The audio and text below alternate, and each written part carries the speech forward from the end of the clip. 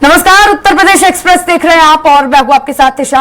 Bulletin की शुरुआत करेंगे बड़ी खबरों के साथ। बता दें, लोकसभा चुनाव के तीसरे चरण के बाद यूपी में 54 सीटों पर मतदान शेष है। सियासी आरोप और प्रत्यारोप का दौर चल रहा है, लेकिन अब असली परीक्षा छोटे दलों की हो रही है। अब उनकी जमीनी पकड़ की परीक्षा शुरू हो गई है। इसमें अपना दल, कमरेवादी अपना दल, सोनेलाल, निषाद पार्टी, सुभासपा, जनसत्ता दल और सुहेल देव भारतीय समाज पार्टी प्रमुख है। निषाद पार्टी, अपना दल, सोनेलाल और सुभासपा एनडीए में है, तो अपना दल कमरेवादी के ओवैसी के साथ गठबंधन है। जन अधिकार पार्टी के मुखिया बाबू सिंह कुशवाहा खुद सपा के टिकट पर जौनपुर से मैदान में है, तो स्वामी प्रसाद मौर्य एकला चलो की राह पर है। इस चुनाव में राजा भैया का जनसत्ता दल अब तक मौन है। असल में अब पता चलेगा कि बयानबाजी के बीच किसमें कितना दम है। जिस तरह से ये दल जातीय गोलबंदी का, अब इस खबर पर और भी ज्यादा जानकारी साझा करने के लिए स्टेट एडिटर राघवेंद्र त्रिपाठी जी मेरे साथ लाइव जुड़ गए हैं। राघवेंद्र जी, अब देखा जाए तो उत्तर प्रदेश की सियासत में केवल जो मुख्य पार्टी थी जैसे कि कांग्रेस और भारतीय जनता पार्टी, चर्चाएं उन्हीं की हो रही थी, लेकिन अब जो छोटे दल है उनकी भी चर्चाएं शुरू हो गई है, सुर्खियों में आ रहे हैं, क्योंकि चौथे चरण का चुनाव है।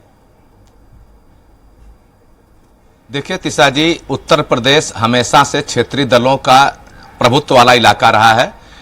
3 दशक पहले जब समाजवादी पार्टी का उदय हुआ था तो कोई नहीं सोचता था कि यह दल सत्ता में आएगा और 4 बार उत्तर प्रदेश की सियासत में मुख्यमंत्री बनेंगे। यही हाल बहुजन समाज पार्टी का था। लेकिन अब उत्तर प्रदेश में कई नए सियासी दल बने हैं जो जातीय गोलबंदी का दावा करते हैं। ओम प्रकाश राजभर की पार्टी है भारतीय सुहेल देव समाज पार्टी, वह राजभर समुदाय को एकजुट करने में लगी है। उसका दावा है कि राजभर जहां मैं जाऊंगा वहीं राजभर समुदाय जाएगा। इसी तरह से अपना दल सोनेलाल है, जिसकी नेता अनुप्रिया पटेल है, जो भारतीय जनता पार्टी के गठबंधन से है और 2 बार से सांसद भी बन चुकी है मिर्जापुर से भारतीय जनता पार्टी गठबंधन में। यही अनुप्रिया पटेल के पिताजी सोनेलाल जब सियासत करते थे 2 दशक तक सियासत किए, लेकिन किसी विधानसभा में चुनाव नहीं जीत पाते थे। लेकिन समय बदला, गठबंधन का सहारा मिला तो आज बड़ी भूमिका निभा रहे हैं। इसी तरह से कमेराबादी है, जो अपना दल कमेराबादी, वह समाजवादी पार्टी के साथ 2022 का चुनाव गठबंधन के साथ लड़ी, लेकिन अब उनके अंदर जातिवादी मुद्दा जागृत हो गया, पीडीए का मुद्दा जागृत हो गया। अब पीडीएम का नारा यानी पिछड़ा दलित मुसलमान का नारा देकर ओवैसी के पार्टी के साथ गठबंधन करके मैदान में है। यही हाल निषाद पार्टी का। निषाद पार्टी ने अपनी बिरादरी को 7वीं अनुसूची में शामिल करने की मांग को लेकर आंदोलन शुरू किया, उसके बाद सियासी रूप धारण कर लिया।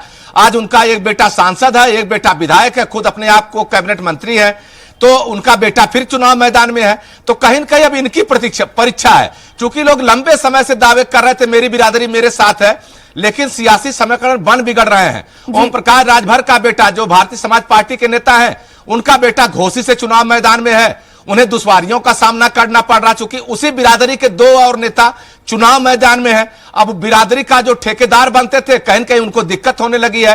यही स्थिति सोनेलाल पटेल की है, जो अपना दल सोनेलाल पटेल है। पल्लवी पटेल मोर्चा खोल दिया तो भाई दोनों बहनें आमने सामने है, कुर्मी वोट बढ़ता दिख रहा है। अब कौन बड़ी पार्टी बनकर उभरेगा यह वक्त बताएगा। यही हाल निषाद पार्टी का है। निषाद पार्टी तमाम दावे करती है, लेकिन अब उनका बेटा खुद खलीलाबाद से चुनावी मैदान में फंस गया है। अब वह दूसरी जातियों पर जाके डोरे डाल रहे हैं। ये जो क्षेत्रीय दल है तिशा जी, लगातार कहीं न कहीं एक कड़वाहट भरी बयानबाजी करके अपने समुदाय को एकजुट करते हैं। सवर्णों को गाली देना, एक ओबीसी के जो उच्च वर्ग की जातियां हैं उनको गाली देना, अति पिछड़ा का नारा देकर समाज में वैमनस्य पैदा करना।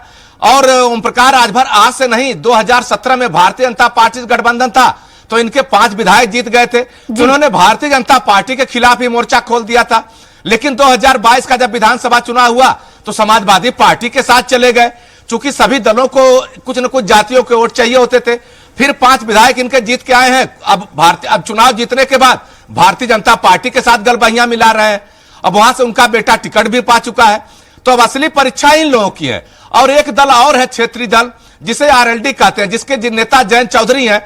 इनका प्रभुत्व पश्चिमी उत्तर प्रदेश में है, अपने आप को जाट के बड़े नेता मानते हैं। 2 लोकसभा सीटों पर इनके प्रत्याशी चुनाव लड़े हैं। अब देखना होगा कि 4 जून को क्या फैसला आता है। लेकिन इतना जरूर है, भारतीय जनता पार्टी, कांग्रेस तो बड़ी पार्टियां हैं, इनकी लड़ाई चल रही है, कौन सत्ता में आएगा, कौन सत्ता से बाहर जाएगा। लेकिन उत्तर प्रदेश में असल इम्तिहान इन क्षेत्रीय दलों की है, जो अपने आप को जातियों का नंबरदार बताते हैं कि जातियों के नेता हैं।